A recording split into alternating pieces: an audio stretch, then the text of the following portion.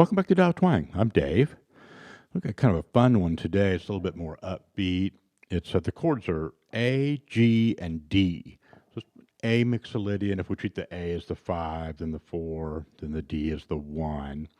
We're not going to have to, in what we're doing today is pretty strictly revolving around the triad moves that I did in that intro.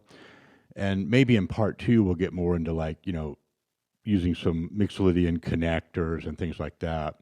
But try to, and if this makes sense to you right away, then of course you can apply, all of your skills to this jam, and I'll have a portion of that loop at the end for everybody. But my mission here today is to kind of really map out this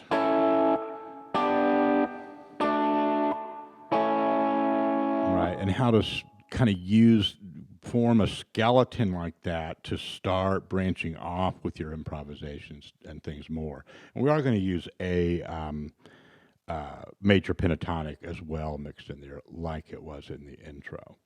So here's our loop, our progression today. This one comes around real quick.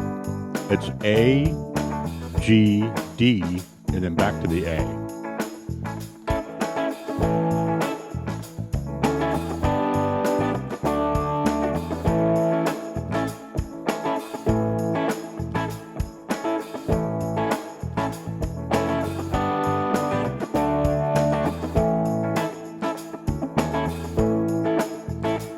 Warm up on that. Do whatever you want, rhythmically.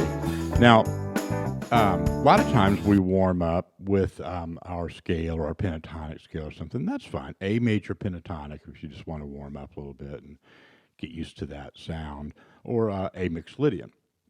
But I'm going to go right into the forms that were used in that intro because, like I said, I want to get you a really solid foundation for this.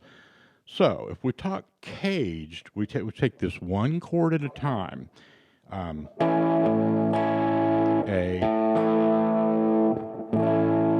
Okay. Now, of course, you can play, any triad just about all over it, just any position on the neck. And that's kind of a cool thing about guitars, like all the different combinations of string sets and shapes and things that you can use. So, if we're talking caged and we treat the A as this type of chord, that's the same chord. I shouldn't say it that way because by definition it's an A major triad.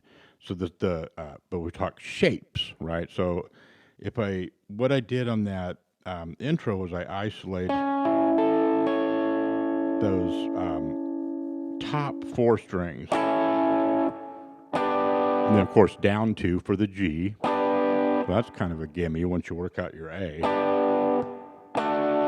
And then for D, I used that one. I might have moved my hand down. I don't know, because the next move was going to be just the top 4 strings, the highest 4 strings of that A major bar chord there. So you've got a series like...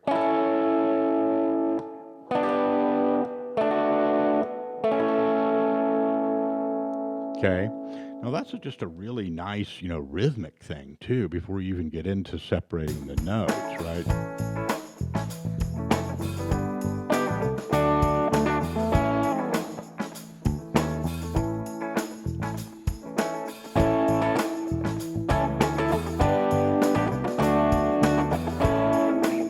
Okay.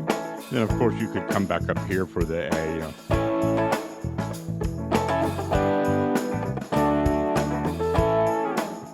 Okay, and then I did some one other version where I think it was more like,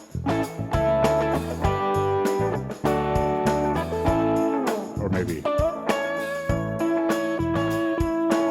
when I went up to that little lick, so that would be part of this kind of.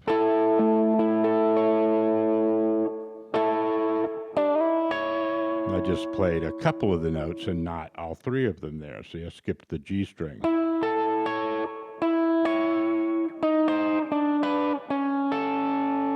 Kind of that little, 6th interval kind of blues harmony type thing. Don't get confused. We're talking about the root third and fifth for all of these. Okay, so if we do a quick analysis on this, there's a root. Not really playing that one in what I just showed you. There's the major third, right? There's the fifth.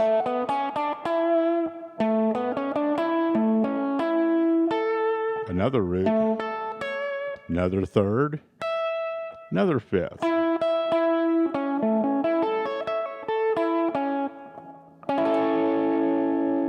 Okay, so just separating those is the place to start, right? And you can go back, and I can show you kind of my routine on this. Was I did like a chord. I used the triads as a chord rhythm, mixed in there, and then I would do some, single note arpeggiating or separation of the notes of those triads. And you don't have to, go real fast. But you start messing around with that.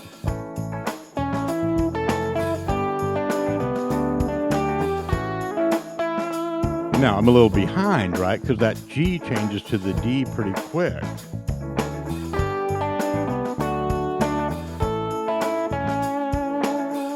All right, so you want to go off to the side if that's kind of rushing you.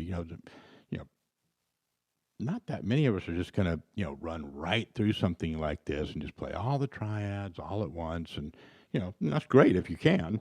But, don't worry about getting it up to speed with the track and stuff. Go off to the side.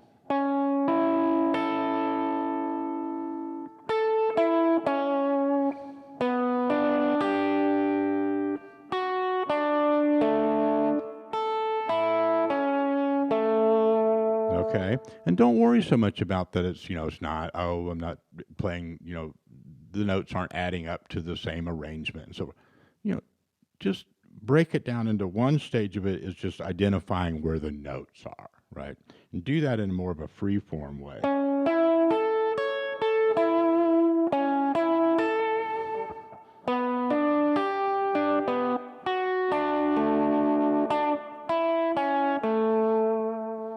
Okay, and very soon, once you start to, get those under your fingers, get that kind of memorization of them, the phrasing will just start to kind of evolve out of that, right? And if you want to do more of like a slowed down version of the track, you can kind of, count that out.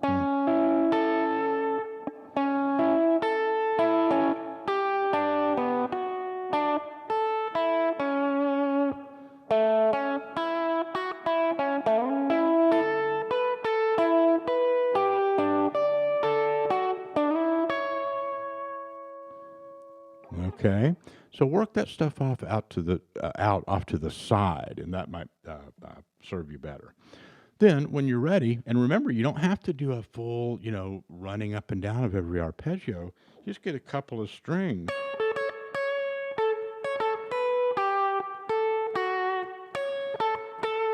That doesn't sound like much by itself, but put the track on.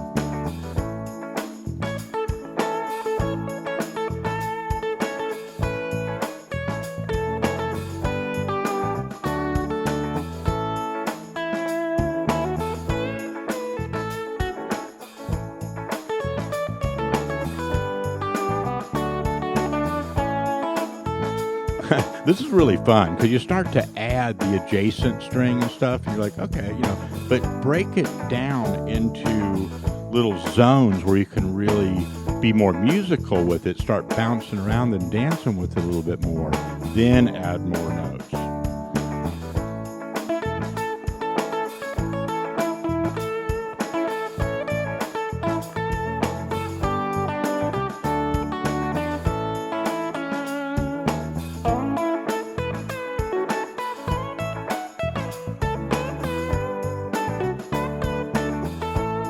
Now, that's just A major pentatonic stuff. So again, pick an area and throw in some of that kind of bluesy phrasing and stuff, but don't try to run around too much at first.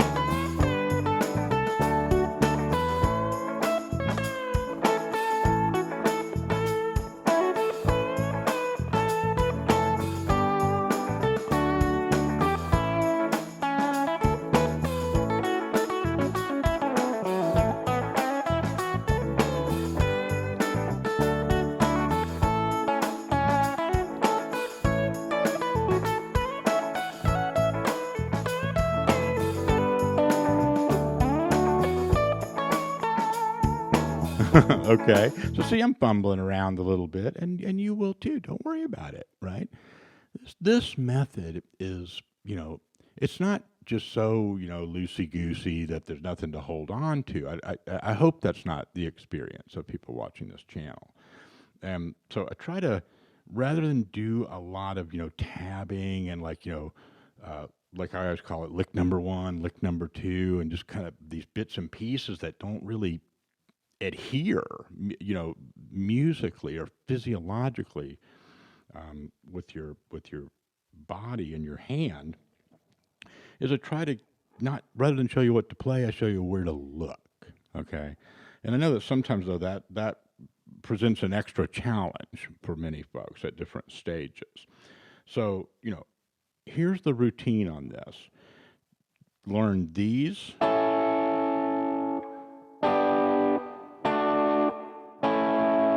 Right. And if you visually, you already know that, say, in your mind's eye, but practice the physicality of that.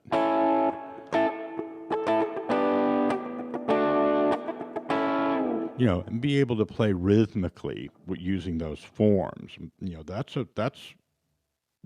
the routine for some of you out there, right? It's just, getting comfortable making those forms that you're not that used to using.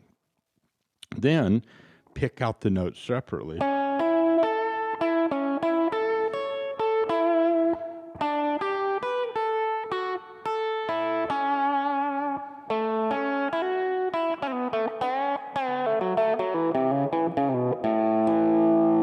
Okay, and then, at whatever stage or mapping makes sense for you, throw in a little bit of that A major pentatonic. And I'll show you, just to give you something to sink your teeth into.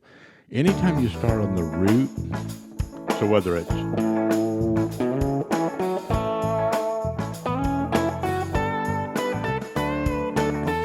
see how all that works? So I'll start on this lower.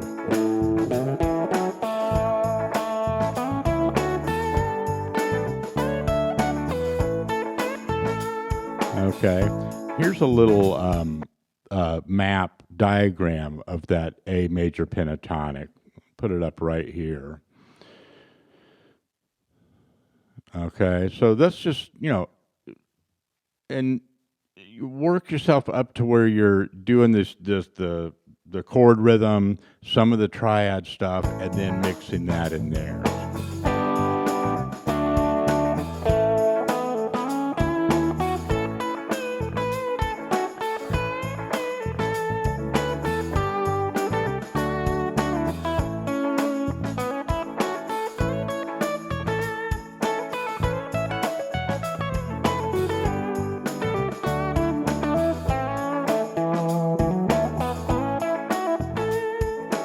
Okay.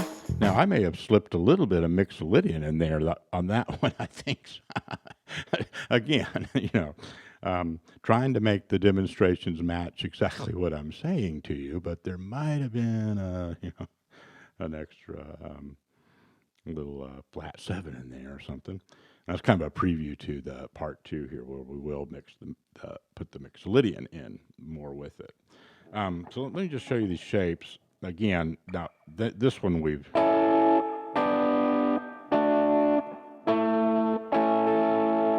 There you go, a little tuney. So up here,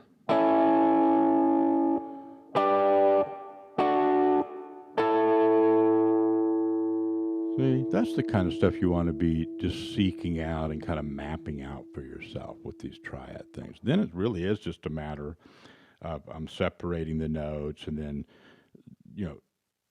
at some point mixing the scale stuff kind of in there with it and getting more of a system that'll let you move out in different directions. But that's another little sequence of shapes.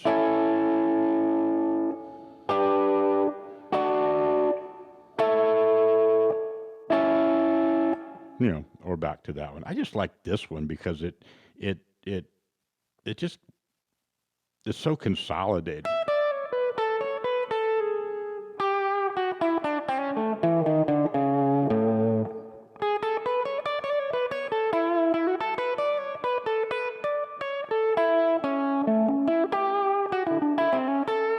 That is Mixolydian there. That is a little look forward right there, right? And so it has a nice shape for that Mixolydian scale to put in there in our part two, right? So it's just a good. This is a allowing you to get familiar with a location and a position that's going to work out for a lot of other reasons with your soloing. Then you got a nice, just kind of root A, major.